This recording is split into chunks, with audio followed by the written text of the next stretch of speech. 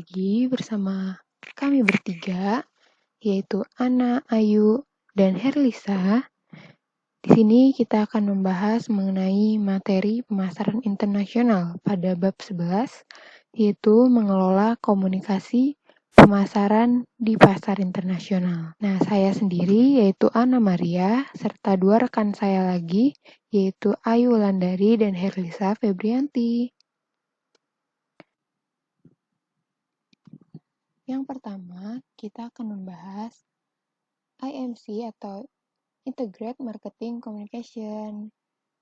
Integrated Marketing Communication menjadi salah satu konsep yang semakin banyak diterima di dalam dunia pemasaran. Sebenarnya IMC sendiri bukanlah hal baru. Integrated Marketing Communication atau biasa kita sebut komunikasi pemasaran terpadu merupakan suatu strategi bagaimana bisnis kita dapat mengkomunikasikan pesan yang sama di semua saluran pemasaran. Nah, menurut Kotler dan Keller, komunikasi pemasaran integrasi adalah sebuah konsep perencanaan komunikasi pemasaran yang mengakui nilai tambah dari sebuah rencana yang komprehensif. Maka komunikasi pemasaran terintegrasi disebut juga dengan istilah promosi. Selanjutnya, kita akan membahas strategi promosi internasional. Pada dasarnya, strategi promosi internasional dalam arti luas bergerak di antara dua kutub ekstrim, yaitu extension atau adaptation, standarisasi. Berikutnya, kita akan membahas pertimbangan menentukan strategi promosi. Yang pertama, pada dasarnya ada dua sasaran kampanye promosi, yaitu sasaran penjualan dan sasaran penjualan, seperti kesadaran, minat, ataupun citra. Yang kedua, ada faktor-faktor perusahaan. Faktor-faktor perusahaan yang meliputi, pertama, faktor perusahaan secara geografi. Toyne dan Walters. Kedua, ada faktor-faktor perusahaan yang meliputi faktor perusahaan secara geografi yang mengatakan bahwa kombinasi antara strategi segmentasi geografi dengan strategi produk akan menghasilkan 4 pilihan strategi pemasaran inti. Yang kedua, ada sikap manajerial terhadap kegiatan pemasaran. Para manajer pemasaran dapat diklarifikasikan berdasarkan sikap yang mereka miliki berkaitan dengan kegiatan pemasaran luar negeri perusahaan, yaitu manajer pemasaran yang ethnocentric, polycentric, dan geocentric. Yang ketiga, kondisi perusahaan di host country yang meliputi kemanapun anak perusahaan atau perusahaan afiliasi dalam mengambil tanggung jawab atau peluncuran sebuah kampanye promosi nasional dan tindakan-tindakan mengenai ukuran pasar, kondisi ekonomi, dan politik host country. Berikutnya yang ketiga ada cakupan geografi dari kampanye, yaitu apakah nasional, regional, atau global. Yang keempat ada besar dan alokasi anggaran promosi. Dipengaruhi oleh media yang tersedia, persaingan, dan tingkat perekonomian host country. Bila terdapat hambatan dalam media, maka alokasi menjadi lebih kecil. Bila persaingan tajam, maka alokasi akan menjadi lebih besar. Bila tingkat perekonomian host country masih terbelakang, maka alokasi kecil. Berikutnya, kita akan membahas faktor-faktor yang mempengaruhi transferability dan strategi promosi. Yang pertama ada tingkat pendidikan. Indikatornya adalah tingkat melek huruf. Yang kedua, sikap terhadap pengambilan risiko, pencapaian dan bekerja, serta kesejahteraan dan perolehan uang. Yang ketiga, tingkat nasionalisme suatu negara. Sikap terhadap negara asing tertentu. Yang keempat, tingkat pertumbuhan perekonomian pada suatu negara. Yang kelima, penerimaan dan pengembangan merek-merek internasional. Berikutnya kita akan membahas periklanan. Menurut Kotler dan Caleb pada tahun 2006, mendefinisikan periklanan adalah sebagai bentuk presentasi dan promosi non-personal yang dibayar mengenai ide-ide, barang-barang, atau jasa-jasa oleh sebuah sponsor. Periklanan global sebagai pesan-pesan yang unsur seni, teks atau tertulis, judul, foto-foto, tagline, dan unsur-unsur lain, serta dikembangkan untuk kesesuaian global mereka. Berikutnya, kita akan membahas standarisasi versus adaptasi periklanan. Lingkungan budaya. Pengaruh lingkungan budaya terhadap periklanan sangatlah kuat karena pada hakikatnya periklanan adalah sebuah komunikasi baik secara audio, visual, maupun audiovisual. Seperti telah dibahas dalam lingkungan budaya, Kotep dan Helsen pada 2004 mengemukakan unsur-unsur budaya yaitu kehidupan material, bahasa, interaksi-interaksi sosial, estetika, agama, pendidikan, dan nilai-nilai. Untuk slide berikutnya akan dibahas oleh teman saya yaitu Ayu Wulandari. Silakan Ayu. Nama saya Yulandari, saya akan menjelaskan bagaimana iklan yang baik mengacu pada daya tarik. Yang pertama itu ada daya tarik rasional, tergantung pada logika dan bicara pada aspek intelektual pemirsa. Nah, biasanya untuk daya tarik rasional ini, iklan yang disajikan yaitu berupa informasi-informasi seperti bahan baku atau saran penyajian atau bagaimana proses pengelolaannya yang biasanya tayangan ini bisa diterima secara rasional oleh pemirsanya. Dan yang selanjutnya ada daya tarik emosional, membangkitkan respon pemirsa yang mengarah pada perilaku pembelian. Misalnya iklan-iklan yang disajikan bisa rasa humor atau rasa takut, atau biasanya disajikan dengan animasi-animasi yang banyak yang tentunya pemirsa akan membangkitkan untuk membeli, kayak misalnya iklan Gulaku. Nah, itu kan banyak animasi-animasi yang tentunya anak-anak tertarik untuk membelinya. Selanjutnya ada peraturan terkait dengan periklanan di Arab Saudi. Menurut Kagan dan Green, yaitu yang pertama itu menakutkan atau mengganggu anak kecil. Yang kedua, penggunaan periklanan perbandingan. Yang ketiga, harus memastikan martabat kewanitaan. Yang keempat, para wanita harus mengenakan pakaian yang pantas. Yang kelima, para anak di bawah 6 tahun terbatas. Yang ketujuh, iklan yang tidak disensor. Yang kedelapan, iklan yang mengindikasikan berita atau pernyataan pendapat pejabat. Dan terakhir, iklan terikat ramalan nasib. Selanjutnya ada koordinasi periklanan internasional. Yang pertama itu menjalankan periklanan kooperatif. Yang selanjutnya ada kantor pusat membuat sebuah periklanan atau video tape. Yang ketiga, konsep negara paduan.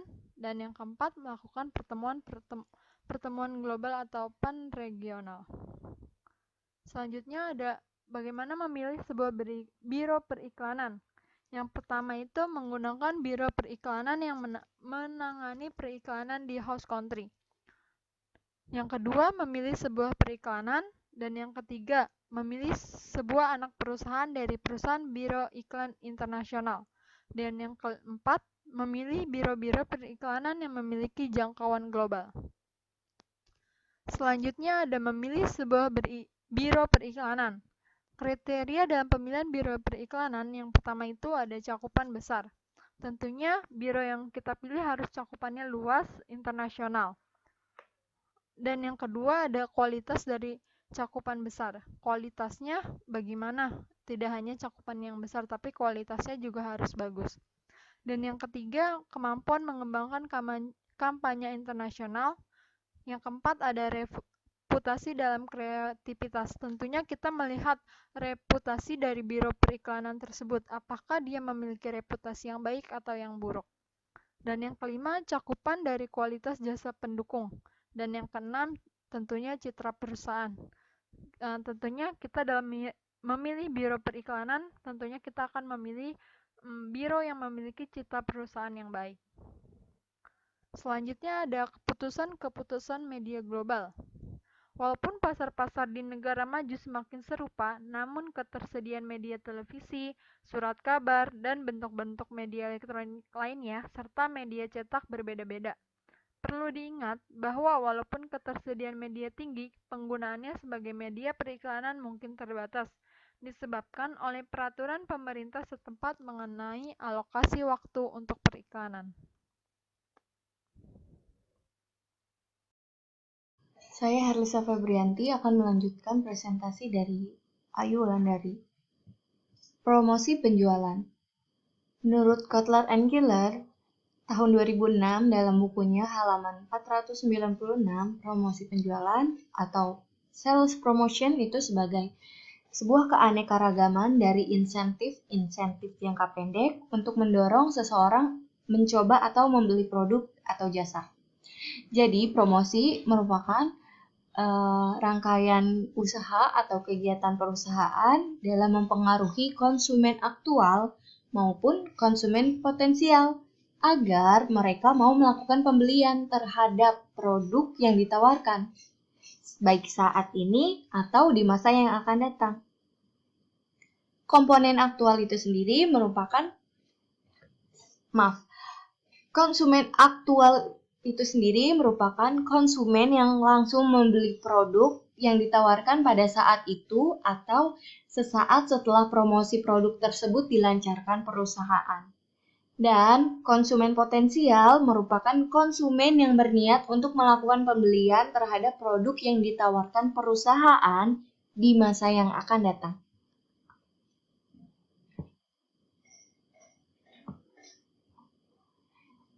Ada beberapa alasan yang mendukung kebijakan promosi penjualan lokal menurut Kotabe dan Helsen tahun 2004. Yang pertama adalah tingkat perkembangan perekonomian yang berbeda-beda.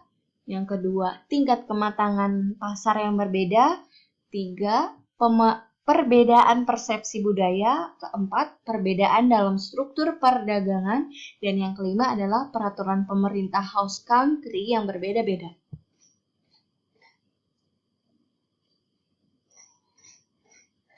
Sebelum ke penjualan personal itu,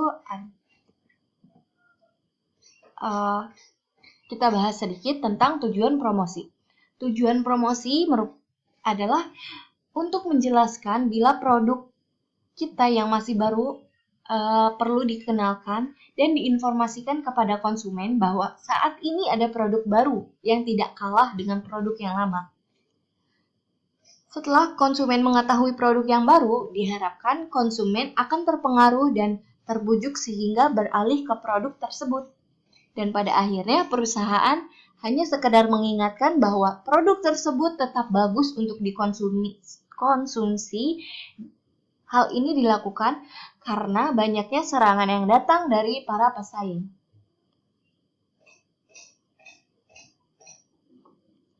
Nah, dalam melakukan promosi, agar dapat efektif perlu adanya bauran promosi, yaitu kombinasi yang optimal bagi berbagai jenis kegiatan atau pemilihan jenis kegiatan promosi yang paling efektif dalam meningkatkan penjualan. Ada 4 jenis kegiatan promosi menurut Kotler tahun 2001 dalam bukunya halaman 98-100 yang menjelaskan sebagai berikut. Yang pertama adalah periklanan, yaitu bentuk promosi non-personal dengan menggunakan berbagai media yang ditujukan untuk merangsang pembelian. Yang kedua adalah penjualan tatap muka atau penjualan personal. Penjualan personal ini merupakan bentuk promosi secara personal dengan presentasi lisan dalam suatu percakapan dengan calon pembeli yang ditujukan untuk membuat presentasi, menjawab pertanyaan, dan memperoleh pesanan. Tujuannya adalah merangsang pembelian intinya. Lalu ada pemasaran secara langsung. Pemasaran secara langsung ini suatu bentuk penjualan perorangan secara langsung yang ditujukan untuk mempengaruhi pembelian konsumen. Selain itu, ada penjualan ada publisitas, yaitu suatu bentuk promosi non-personal mengenai pelayanan atau kesatuan usaha tertentu dengan jalan mengulas informasi atau berita tentangnya. Pada umumnya, hal ini bersifat ilmiah. Dan yang terakhir adalah promosi penjualan. Promosi penjualan ini satu bentuk promosi di luar kegiatan di atas yang ditujukan untuk merangsang pembelian. Dan yang terakhir adalah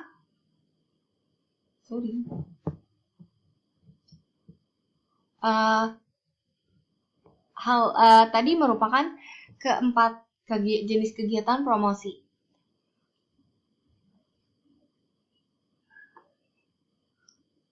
Yang berikut adalah pameran dagang dan eksibisi. Menurut Kagan, tahun 2002 halaman 436 menyatakan bahwa pameran dagang atau eksibisi merupakan alat promosi lain yang menjadi semakin penting dalam bauran promosi, terutama untuk produk industri di pasar internasional. Pameran dagang internasional menawarkan peluang untuk mengidentifikasi dan merekrut para importir, eksportir, dan agen dengan cara yang tidak mahal dan efisien untuk bertemu dengan para pelanggan potensial dari negara lain, serta membuat kontrak dengan biro perdagangan dari pemerintah asing. Adapun kegunaan pemberian sponsor, menurut Kagan tahun 2002 dalam bukunya halaman 437 yang menyatakan bahwa kegunaan pemberian sponsor itu untuk meningkatkan kesadaran akan merek atau produk dan penghargaan. Yang kedua, membangun identifikasi merek. Ketiga, memperkuat positioning merek dan penjualan. Dan yang kelima adalah yang keempat adalah mengelakkan hambatan periklanan di beberapa negara. Sekian presentasi dari kami, kurang lebihnya mohon maaf. Terima kasih.